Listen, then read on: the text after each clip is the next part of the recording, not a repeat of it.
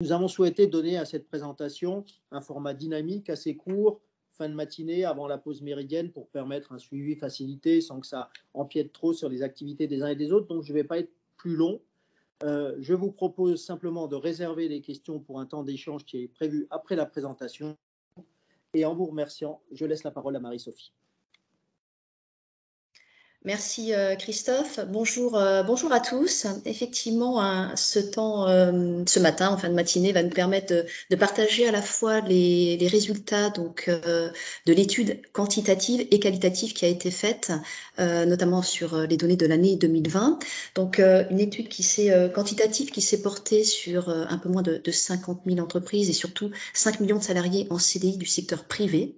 Et une étude qualitative, comme le précisait Monsieur Kieffer, qui a été réalisée par la société Kantar auprès de 1000 salariés, également du secteur privé, et qui a permis d'avoir des éléments un peu plus complets par rapport aux données qualitatives et notamment le lien avec la crise sanitaire Covid.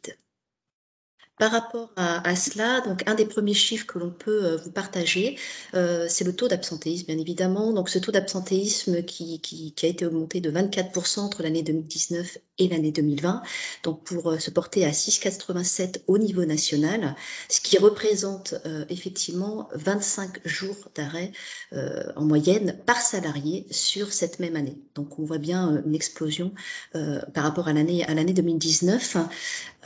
Cette hausse s'explique par, bien évidemment, l'allongement des durées d'arrêt, mais aussi par la multiplication du nombre de salariés qui a été absent sur cette même période. Si on fait un focus sur effectivement l'année 2020, mais pour la région Grand Est, on voit que le taux est supérieur d'à peu près 1 point par rapport au national pour se porter à 7,87% et ça représente donc près de 29 jours d'absence par salarié. C'est une des augmentations importantes si on peut faire le comparatif par rapport aux 13 régions. C'est vrai que le Grand Est a été effectivement une des régions où l'augmentation effectivement a été importante. Vous pouvez passer à la slide suivante, s'il vous plaît. Justement, par rapport à ce comparatif donc entre régions, nous voyons qu'il y a la région, donc il y a la Corse, mais on est sur un effectif qui est bien en deçà, on va dire, des autres régions. Mais sinon, la région Grand Est est la troisième région, donc après la Corse, les Hauts-de-France, au niveau du pourcentage d'absentéisme. Donc c'est toujours intéressant de pouvoir également se situer, alors sachant que de nombreuses régions sont en tout cas sont au-delà de 7%. Par rapport à cela, un des indicateurs qui est important, intéressant en tout cas, mais également à suivre au sein de vos organisations, c'est un nouvel indicateur que l'on a mis en place donc cette année dans le cadre du baromètre, c'est le pourcentage des salariés absents. Quand on dit absent, c'est au moins une fois, donc ça peut être plusieurs fois, mais au moins une fois, une absence sur cette année. Au niveau national, le taux est de 41%, donc de salariés absents. Sur la région Grand Est, on est effectivement sur un pourcentage supérieur puisqu'il se monte à 47%. Juste en comparatif par rapport à l'année 2019, au niveau national, nous étions à 35% et pour la région à 39%. Donc, on voit que la tendance est à peu près la même, finalement, entre l'année 2019 et l'année 2020 au niveau de l'évolution entre le national et le régional, région Grand Est. Ce graphe, pour effectivement toujours permettre de situer la région Grand Est par rapport aux autres régions, concernant justement ce pourcentage de salariés absents au moins une fois dans l'année. Sans trop de surprise au vu de l'indicateur, pardon, il y a effectivement, c'est la région Grand Est est une des régions où le taux, en tout cas, le pourcentage de salariés absent est le plus élevé. Donc, ça veut dire que on est sur une augmentation du nombre de personnes qui ont été absentes sur cette même période. Un indicateur qui effectivement nous a, on a interrogé dans le cas notamment qualitatif, les salariés sur leurs raisons de leur absence. Et ils sont 25% à avoir déclaré que l'absence, effectivement, a été contrainte du fait de la Covid. Alors, soit parce que les collaborateurs étaient eux-mêmes, bien évidemment, la personne était elle-même touchée par la maladie, mais c'était aussi les arrêts par rapport aux personnes cas contact ou garde d'enfants qui avaient été mis en place sur cette même période. Alors, il y a des tendances, bien évidemment, qui diffèrent hein, d'une année à l'autre, mais il y a aussi des choses qui se rejoignent. Et on va voir effectivement sur les diapos suivantes justement ces évolutions. Et au-delà de l'augmentation, hein, puisque l'augmentation entre l'année 2019 et 2020 est de 24% du taux global, on observe surtout une forte augmentation des arrêts entre 4 et 90 jours, et principalement finalement sur la période 8 à 30 jours. Alors, c'est vrai que ça s'explique hein, par effectivement ces arrêts liés à la Covid qui sont plutôt justement dans cette tranche de jours, hein, entre 8 et 30.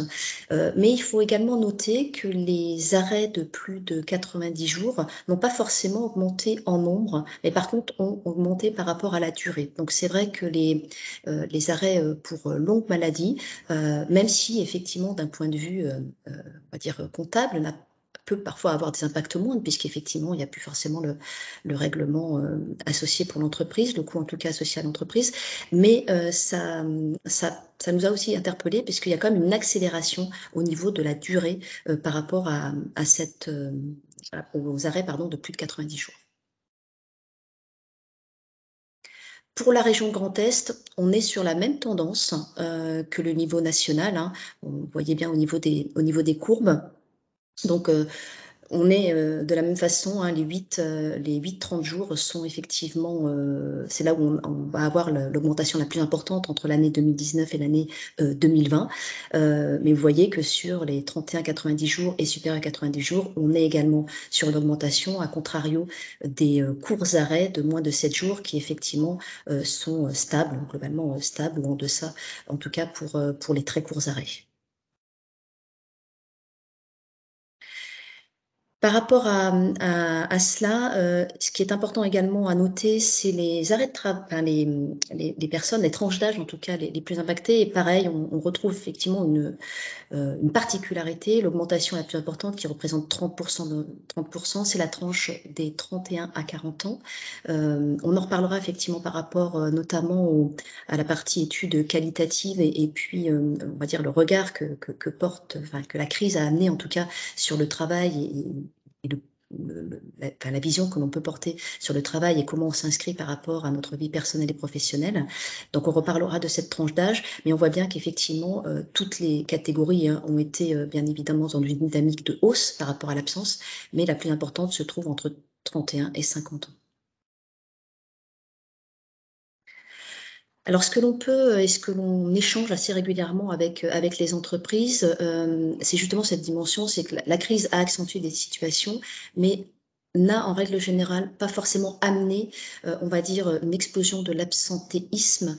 Alors oui, par rapport effectivement à la maladie, mais qui peut représenter quelques pourcents, hein, parfois 20-25%, mais en tout cas, globalement, on a pu observer que c'était plutôt des situations où il y a une accélération qui était déjà dégradée et l'absentéisme, effectivement, on va dire, est monté crescendo de façon exponentielle. Pour expliquer cela, et notamment par rapport au secteur d'activité, qui effectivement aussi, on verra par rapport à la région Grand Est, a une particularité. Donc, si on prend au niveau national les secteurs d'activité les plus touchés, mais sans grande surprise, c'était déjà le cas les années précédentes, c'est le secteur de la santé qui effectivement a un taux de 8-26% au niveau national. Là aussi, on voit bien évidemment une évolution. Alors, c'est très en lien, bien évidemment, avec la crise Covid. Et on retrouve également le secteur des services, qui est un secteur aussi impacté, donc pour d'autres raisons. Mais c'est vrai que l'augmentation, voilà, elle est plutôt exponentielle, comme on peut le voir. Si on regarde et qu'on fait un focus, vous pouvez passer sur le slide suivant. Si on fait un focus par rapport à la région, La particularité justement que je voulais souligner, c'est que, à contrario de quasi toutes les régions et au niveau national, où c'est le secteur de la santé qui est effectivement le secteur le plus touché, au niveau de la région Grand Est, on est clairement sur le secteur des services, puisqu'on est au-delà de 9% d'absentéisme. Donc, alors c'est très en lien, très certainement avec le secteur d'activité, les secteurs d'activité représentés dans cette région, mais pas que. Donc, c'est vrai que c'est vraiment une particularité qu'on a pu noter pour la région Grand Est. Au niveau du nombre de jours d'absence, on vous le partageait au tout début, où le nombre de jours par personne d'absence était, on va dire, un peu plus de 25 jours. Là, vous pouvez voir justement par secteur d'activité le nombre de jours d'absence par an. Donc, on retrouve bien évidemment les services qui représentent plus de 34 jours d'arrêt. Donc, ça représente plus d'un mois et demi d'absence, effectivement, en moyenne. Et après, on va retrouver le secteur de la santé, qui effectivement est en deçà, mais on voit quand même que l'évolution et l'augmentation entre l'année 2019 et l'année 2020, donc entre 21,1 de jours d'arrêt et 29,3, est quand même l'augmentation la plus importante sur ce secteur de la santé.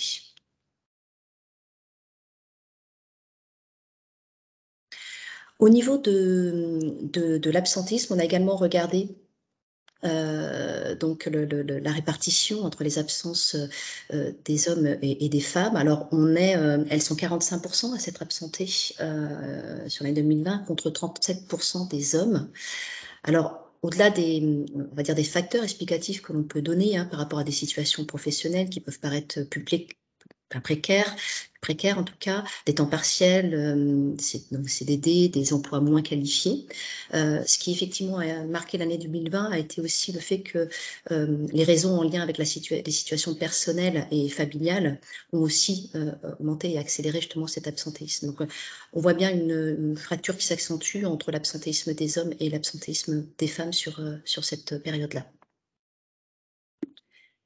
Si on regarde également l'absentéisme des cadres et des non-cadres, alors cadres et non-cadres, il y a eu une augmentation, alors moindre pour les cadres puisqu'elle est à hauteur de 16% contre 26% pour les non-cadres. Les cadres ont représenté, on va dire, 29% des cadres qui effectivement ont une absence, alors que pour les non-cadres, c'est monté à 44% des personnes absentes sur cette période.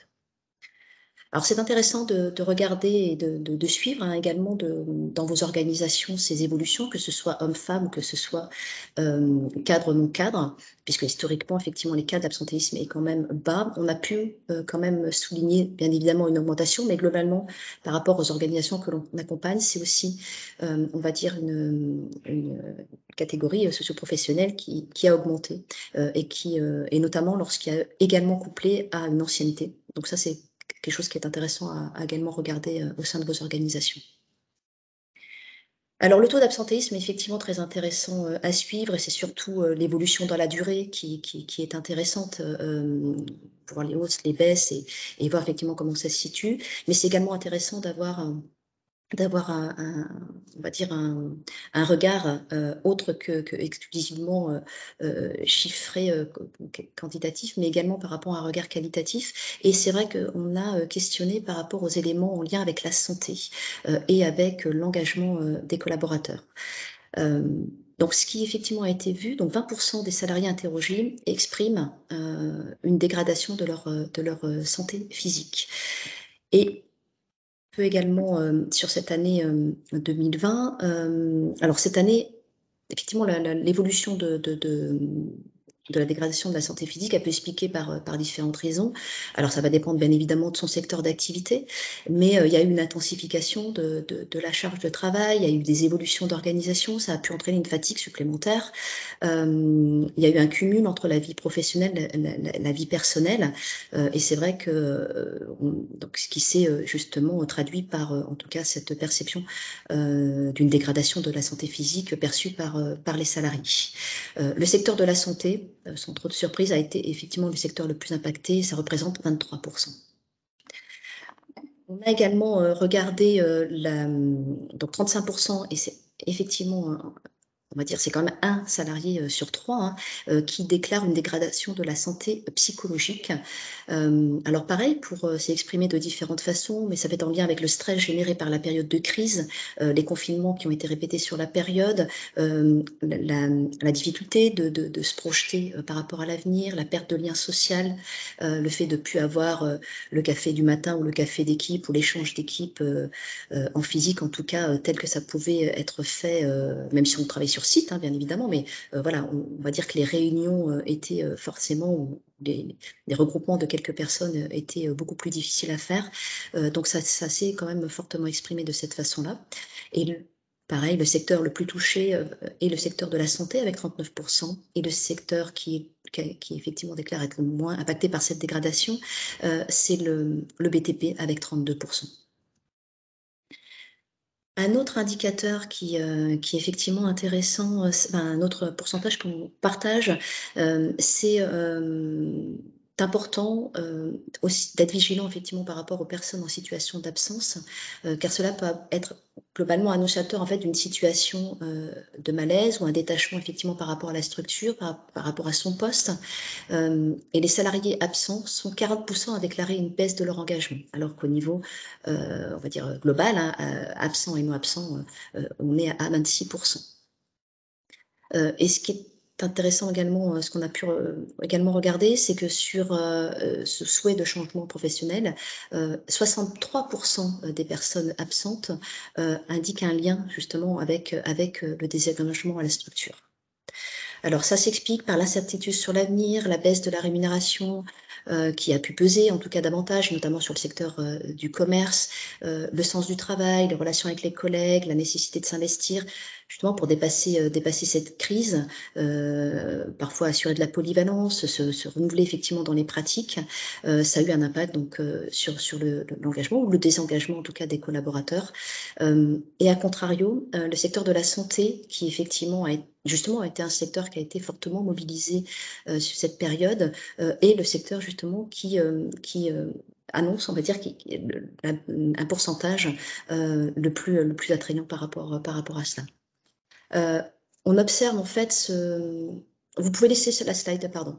On observe des impacts en lien avec ce désengagement, et vous pouvez même revenir sur le 26%, puisque je n'ai pas encore évoqué cette partie des 45. Par rapport à ce 26%, on peut l'expliquer donc avec 3 grands volets, on va dire 3 grands facteurs de désengagement qui sont exprimés.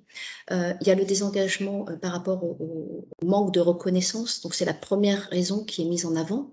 Alors, pareil, cette période a sollicité les entreprises, mais également les salariés, en termes d'adaptation au changement, de changement donc de rythme, comme on pouvait le dire, d'articulation des temps de travail entre la vie personnelle et la vie professionnelle, les périodes de chômage partiel, des cessations d'activité, des baisses d'activité également.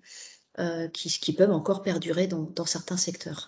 Donc les salariés ont justement ce sentiment d'avoir fait des efforts pour s'ajuster, pour effectivement continuer au niveau de l'activité, et parfois ne considèrent pas avoir leur retour en fait sur l'investissement des efforts perçus. Une deuxième raison qui effectivement a été formulée, c'est l'incertitude sur l'avenir. Alors à 2 niveaux, à la fois par rapport à son emploi, et ça a été vrai effectivement sur des secteurs comme les services, le commerce notamment, mais également par rapport à l'incertitude sur la période de crise, puisque on va dire cette étude s'est portée sur l'année 2020, mais les salariés ont été interrogés sur début 2021.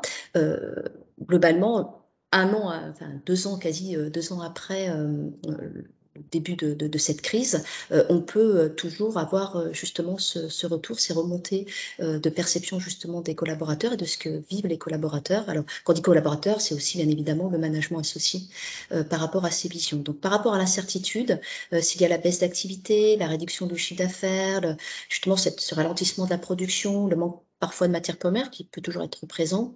Voilà, c'est effectivement une notion importante. Et puis la troisième raison, dont on a effectivement beaucoup parlé aussi, c'est la perte de sens. La perte de sens concernant son travail, son poste en tant que tel. On a questionné justement le rapport au travail, quelle est mon utilité, voilà, quel sens je donne, je souhaite donner à ma vie professionnelle par rapport à ma vie personnelle. Également, puisqu'on en parlait, sur l'année 2020, mais c'est les échos, enfin, les échos qu'on peut avoir entre les activités dites essentielles et non essentielles. Donc, il y avait effectivement été, en tout cas, un élément de discussion et qui a pu impacter aussi le regard par rapport au sens donné au travail. Et donc, ça a un impact fort, en fait, sur sa projection par rapport à l'avenir. Et justement, un des indicateurs, donc c'est le fameux 45%, un des indicateurs qui nous a interpellés justement sur cette année-là, c'est le nombre de personnes qui souhaitent changer de poste ou d'entreprise. Alors, ça touche tout le monde, hein, les cadres, les non-cadres, mais ça touche particulièrement, et c'est pour ça que je revenais, sur les collaborateurs dans la tranche d'âge 31-40 ans et qui ont une ancienneté, on va dire, au-delà de 10 ans. Donc, c'est plutôt ce que l'on peut observer au niveau national. C'est intéressant également de voir si vous avez ces mêmes tendances au niveau de vos organisations. Le secteur le plus touché par justement ce souhait d'évolution donc de poste ou d'entreprise est le secteur du commerce avec plus de 50%. Et celui, effectivement, même si aujourd'hui c'est très compliqué, qu'il y a effectivement une pénurie de ressources sur la partie santé, ça reste quand même le secteur de la santé et le secteur qui aujourd'hui est le moins impacté, en tout cas par rapport à ce souhait de changer de poste ou de structure. Des évolutions, il y en a effectivement. Et ce qu'on a souhaité regarder justement sur cette année 2020, c'est l'évolution des modalités de travail, notamment autour un focus sur deux changements majeurs qui ont été à la fois le temps de travail. Donc le temps de travail qui a évolué pour 49% des salariés et donc 49%, vous pouvez passer la slide suivante, pardon. Voilà, effectivement, 49% des salariés qui ont vu leur temps de travail évoluer, donc avec 29% à la baisse et 40% à la hausse. Par rapport à ce pourcentage-là, par rapport à cette donnée-là, c'est le secteur de la santé, pardon, qui effectivement a une hausse de travail la plus importante avec 34%. La deuxième modalité, on a étudié également par rapport au lieu de travail, pardon, et 70%, on parle toujours du télétravail, mais il faut effectivement noter que 70% des collaborateurs ont majoritairement travaillé en présentiel sur site de l'entreprise ou sur site client sur l'ensemble de l'année. Alors, bien évidemment, pour certaines activités, on va dire qu'on a un pourcentage, un ratio qui est plus important dans l'un ou dans l'autre, mais même des métiers qui, effectivement, sont complètement télétravaillables, il faut noter que 70% en moyenne ont été effectivement fait en présentiel. Ça a été effectivement ce qu'on a pu observer, qui a été une surprise pour nous, c'est qu'on a constaté que le facteur qui finalement a été le plus impactant n'a pas été le lieu de travail, mais n'a pas été justement le temps de travail, mais l'évolution. N'a pas été l'évolution du temps de travail, mais le lieu en lui-même. Donc, les salariés qui ont vu en fait leur temps de travail augmenter ont globalement déclaré une plus forte dégradation de leur santé physique. Alors que les salariés qui ont vu leur temps de travail diminuer ont déclaré une plus forte dégradation de leur santé psychologique. Et c'est là où ils mettent, comme vous pouvez le voir tout à l'heure, en avant la perte du lien social, la baisse de rémunération, qui a pu être notamment fortement le cas dans le secteur du commerce, mais également, puisqu'un détachement progressif à la structure, une baisse de l'engagement finalement dans le travail et un détachement progressif par rapport à son collectif. Concernant le lieu de travail, les salariés ayant majoritairement travaillé à distance, donc en télétravail, donc déclarent moins d'impact sur leur santé sur leur santé de façon globale. Mais par contre, ils déclarent s'être désengagés un petit peu plus. Et c'est notamment le point qui a été mis en avant. Et un donc, des éléments qu'on m'a partagés a été le manque de reconnaissance et le perte de lien social. Donc, il y a beaucoup ces éléments-là qui ressortent, on va dire, de façon globale au niveau de tous les secteurs. Et les secteurs ayant travaillé donc majoritairement en présentiel, encore une fois, pas de surprise, c'est le secteur de la santé avec 85%, et le secteur qui a majoritairement travaillé en distanciel, le secteur des services.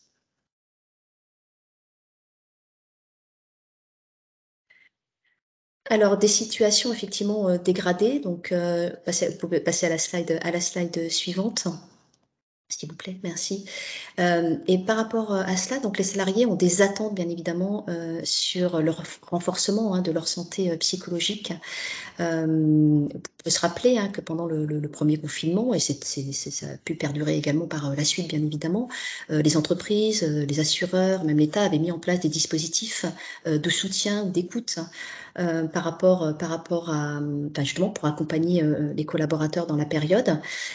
Aujourd'hui, le changement est bien évidemment plus long, plus profond, il est tout autre. Et les salariés ont des attentes fortes pour recréer à la fois du collectif, remettre du lien social, donc après ces différentes périodes. Ces éléments-là, ils ont été effectivement, encore une fois, partagés l'année dernière, mais on peut retrouver et vous pouvez effectivement ressentir les mêmes éléments aujourd'hui dans vos organisations. En tout cas, c'est ce qu'on peut voir au niveau global, à la fois sur les attentes des collaborateurs, mais également par rapport au management. Et donc, les trois attentes les plus plébiscitées soulevées par les salariés ont été donc recréer des moments collectifs, renforcer l'esprit d'équipe et développer le soutien managérial. On voit l'importance en fait de recréer le collectif. Les managers se posent souvent beaucoup de questions sur comment faire. On est encore aujourd'hui dans cette quand même période d'incertitude, voilà, avec effectivement on va dire que la crise qui est repartie, même si on n'est pas du tout dans le même registre qu'en année 2020. Ça a des impacts en fait sur les organisations, les absences courtes, mais en tout cas cumulées sur plusieurs semaines, voilà, ou mécaniquement en tout cas un impact sur les présents et les absents. Et donc par rapport à cela, globalement au niveau du monde RH, on tombe assez d'accord sur le fait de remettre effectivement certaines choses en place, l'importance donc d'ouvrir le dialogue sur les difficultés qui peuvent encore être vécues, mais qui ont été vécues dans le passé. Voilà, vous avez été nombreux à faire cet exercice-là, mais c'est toujours intéressant de pouvoir renouveler également ces éléments d'échange, même à 18 mois ou 2 ans après le début de la crise. Voilà, pour avoir l'expression des craintes, les retours d'expérience, le vécu justement autour de cela et surtout quel pas en avant on fait par rapport à cela. Et un point également important, c'est tout le soutien managérial, ce qui avait été exprimé en tout cas par les collaborateurs, c'est que notamment sur cette année 2020, c'est vrai que la période a été plus facilitante, en tout cas ça a été fait de façon plus sereine, lorsque justement il y avait un soutien managérial fort, vraiment présent. Et puis, à contrario d'équipes où effectivement le soutien managérial c'était moins ressenti. Alors pour plusieurs raisons, soit parce qu'effectivement il y a clairement une baisse d'activité et parfois effectivement une activité partielle forte, donc mécaniquement moins d'attaches, mais aussi par rapport à des cultures, des pratiques managériales que l'on peut avoir au niveau des organisations. Donc c'est vraiment quelque chose qui est publicité et dont effectivement ça permet à la fois bien évidemment de passer ces situations de crise plus facilement, mais aussi voilà, de développer les démarches et les notions de qualité de vie au travail de façon plus globale. Par rapport à cela, il y a bien évidemment des leviers et un des points importants, il y a les éléments qui amènent à certains désengagements, on a pu le voir, le manque de reconnaissance, l'incertitude, la perte de sens, mais il y a aussi des leviers, bien évidemment, qui permettent de renforcer cet engagement au travail. Et le premier, qui est effectivement le premier levier d'action qui est publicité, c'est le même, j'allais dire, que celui du désengagement, puisque c'est celui de la reconnaissance dans le travail. Donc, c'est reconnaître l'investissement, c'est vraiment des choses, on va revenir sur des fondamentaux, mais c'est savoir dire merci, c'est féliciter, c'est soutenir, justement ce travail au quotidien, c'est apporter des réponses, ne pas laisser les collaborateurs sans réponse, même si on n'a pas nous-mêmes une réponse, le fait effectivement d'avoir, de montrer qu'on a pris en compte justement la demande et qu'on reviendra plus tard, c'est déjà une réponse. Voilà, donc par rapport à cela, encore une fois, les salariés qui ont vu leur engagement se développer sur l'année 2020 est vraiment en lien avec cet accompagnement de la crise par l'entreprise, par son management, par le collectif de travail. Le deuxième levier qui effectivement a été remonté, publicité, est celui de la flexibilité et de l'adaptabilité. Alors, c'est pas un facteur qui est nouveau de motivation, puisque ça avait déjà été mis en avant ces dernières années. Mais cette année, effectivement, elle est d'autant plus prégnante parce qu'elle a été possible et parfois obligatoire, justement, cette flexibilité, cette adaptabilité, cette agilité. Et c'est vrai que a été demandé aussi par les entreprises pour justement perdurer cette activité. Et aujourd'hui, dans certaines organisations, sans forcément parler que du télétravail, parce que le télétravail est effectivement un bon exemple en tout cas on va dire de confiance, de manager par la confiance, mais la flexibilité, l'adaptabilité au travail, c'est aussi tous les éléments de rythme, c'est permettre effectivement une possibilité de changement de planning de façon exceptionnelle pour effectivement faciliter à un moment donné, on va dire l'action d'un collaborateur à titre personnel.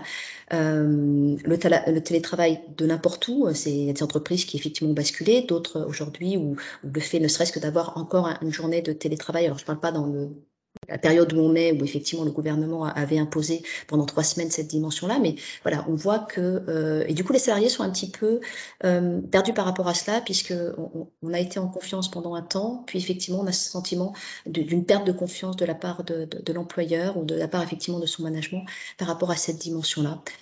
Et encore une fois, ça ne touche pas que le télétravail, c'est bien les rythmes de travail de façon globale et l'agilité qu'on peut avoir dans les activités. Le troisième levier qui est effectivement important, ils sont tous importants, mais celui-ci, c'est lié à l'environnement donc physique de travail. Donc, c'est le lieu de travail et le lieu où on passe le plus de temps. Donc, c'est important de pouvoir effectivement avoir ces notions d'outils ergonomiques, d'espaces adaptés, des espaces de pause qui sont effectivement soignés, agréables. On porte aussi une attention particulière. Il y a beaucoup d'organisations, notamment dans le secteur tertiaire, ou en tout cas pour les activités tertiaires, pardon, qui ont basculé dans le choix du flex office. Il y a des avantages, des inconvénients. Ça peut être très intéressant. Il faut juste qu'à un moment donné, ça soit accompagné. On peut avoir un environnement très agréable visuellement. Il faut que ça puisse aussi correspondre aux activités de la structure et accompagner justement à ce changement, puisque ça reste un changement au niveau de son environnement de travail. Et le quatrième qui est essentiel, qui est effectivement extrêmement important, c'est le contenu du travail. Le fait on vient avant tout à son travail, ou en tout cas on aime son travail pour ce que l'on fait, pour son contenu, pour l'organisation qui va autour et bien évidemment son relationnel, mais c'est donner ou redonner du sens lorsque c'est nécessaire par rapport à ce travail-là, c'est de responsabiliser, c'est de pouvoir permettre de diversifier les missions. En tout cas, c'est vraiment ce qui est de plus en plus demandé par les collaborateurs. C'est de pouvoir aussi développer et continuer à développer ses compétences, son employabilité. Aujourd'hui, il y a quand même un enjeu très fort des ressources humaines par rapport au recrutement, par rapport à attirer les talents. Donc on est complètement dans cette dynamique-là. Et c'est vrai que le travail, au-delà des avantages que l'on peut effectivement avoir au sein d'une structure, le travail va rester quand même souvent la motivation première pour rejoindre une organisation. Et le deuxième point, c'est comment je peux me développer au sein justement de cette organisation. Quelle est la possibilité de mobilité? Voilà, lorsqu'effectivement on voit que 45% des personnes souhaitent changer soit de poste, soit d'entreprise, c'est vraiment un élément extrêmement important à prendre en compte et voir justement quelles sont les évolutions en tout cas possibles au niveau de vos organisations pour permettre justement d'amener les collaborateurs à vraiment ressentir que le contenu de travail est effectivement quelque chose qui les épanouit dans leur quotidien. Voilà par rapport à la présentation que l'on a voulu effectivement du baromètre. Vous pouvez retrouver donc ce 13e baromètre de la santé, vous pouvez retrouver tous les chiffres bien évidemment de l'étude au niveau de notre site internet. Faites-en la demande, avec plaisir on vous l'adressera. Et il y a également, on a parlé tout à l'heure des secteurs, vous pouvez également retrouver certains chiffres donc, par rapport aux grands secteurs qu'on a présentés, la santé, le commerce, les services, l'industrie, que vous pouvez également retrouver sur notre site. Merci en tout cas pour votre écoute. On peut passer, si effectivement